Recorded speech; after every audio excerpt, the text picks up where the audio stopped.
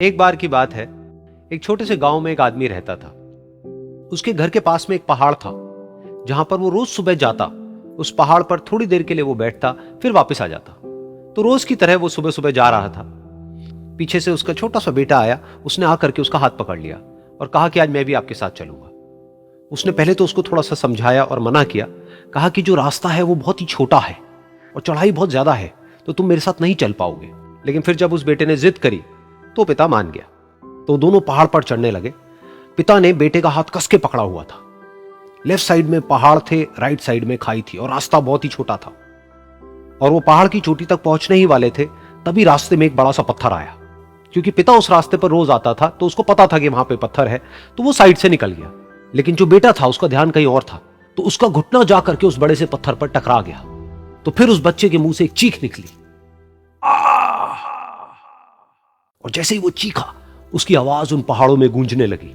इससे पहले उस बच्चे ने कभी भी अपनी आवाज की गूंज नहीं सुनी थी, तो उसे समझ नहीं आया कि क्या हो रहा है। वो अंदर से थोड़ा सा घबरा गया।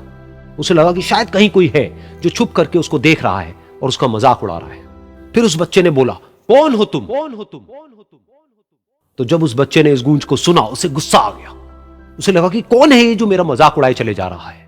फिर उसने गुस्से से कहा, मैं तुम्हें छोड़ूंगा नहीं। और फिर जैसे ही उसने इस गूंज को सुना, वो घबरा गया। उसके पिता समझ गए थे कि क्या हो रहा है। उसने अपने पिता का हाथ कस के पकड़ लिया और उनसे पूछा, कौन है ये जो मुझे इतना तंग कर रहा है? कौन है ये जो मुझे इतना डरा रहा है? तो उसके पिता थोड़ा सा मुस्कुराए और उन्होंने खाई की तरफ देखा और जोर से बोला, मैं तुमसे बहुत प्यार करता हूं।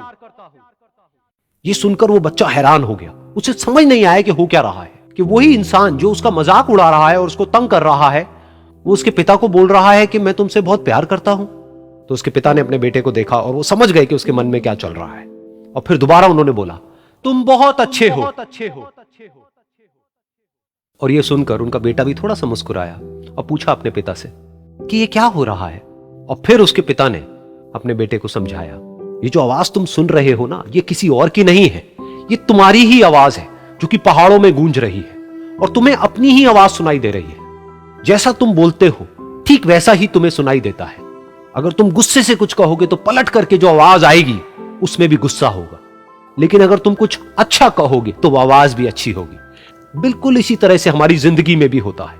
जैसा तुम अपने मन में इस जिंदगी के बारे में सोचते हो, ये जिंदगी तुम्हारे लिए बिल्कुल वैसी ही हो जाती है। अगर तुम मन ही मन अपने आप को ये बोलते रहोगे कि मेरी जिंदगी तो बहुत ही बुरी है, तो तुम्हारी जिंदगी सच में बुरी हो जाएगी।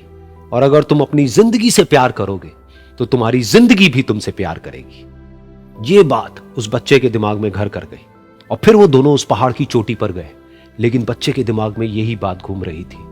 और फिर वो बच्चा खिलखिला के हंसा और उसने अपने दोनों हाथ खोले और अपनी पूरी ताकत से बोला, मैं तुमसे बहुत प्यार करता हूं।